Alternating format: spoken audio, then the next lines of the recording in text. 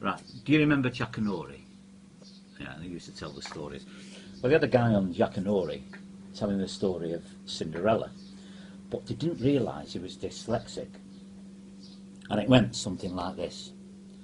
Once upon a time, there was a beautiful young girl called Rindy Seller, who lived in a large mansion with her two ugly sisters and sticky wet mother. Now, Rindy Seller worked very hard, flogging scores, weaning clindos, and shivelling shut. In fact, by the end of the day, Rindy Seller was mucking facked.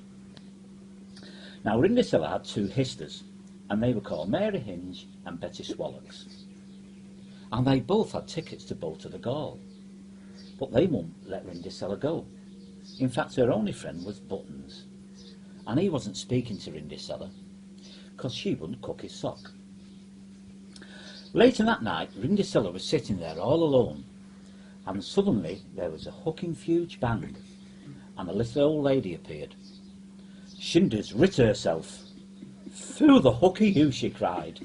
"Foo the hooky you." "Don't be afraid," said the woman. "I'm your Gary Fod mother." And with a waft of her wind, she turned a pumpkin and 6 mice into a hooking huge carriage.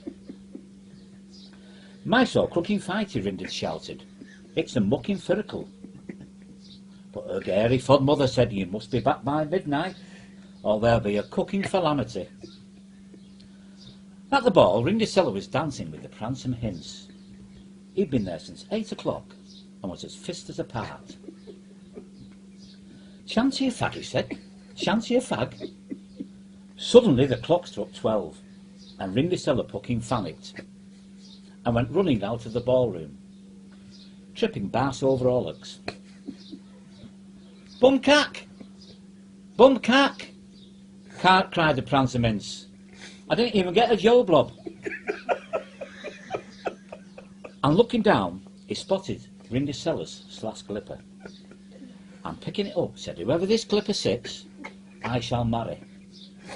So the next day he tried the slash glipper on Betty Swallocks, but the glipper wouldn't sit. In fact, she tried so hard she let out a fig bart. "Ooh, that stuck-in finks!" cried the Pransome Hinds. "Who's fuss charted? Who's fuss charted?" "It's that felly smucker over there," said Buttons.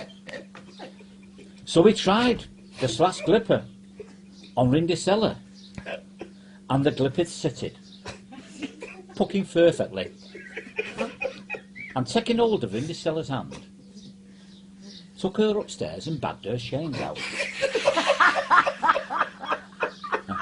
And later, Rindy Seller and the Pransome Hinds were both married, and Rindy Seller ended up with 8 children and a foal swanny. Every credit. How brilliant was that?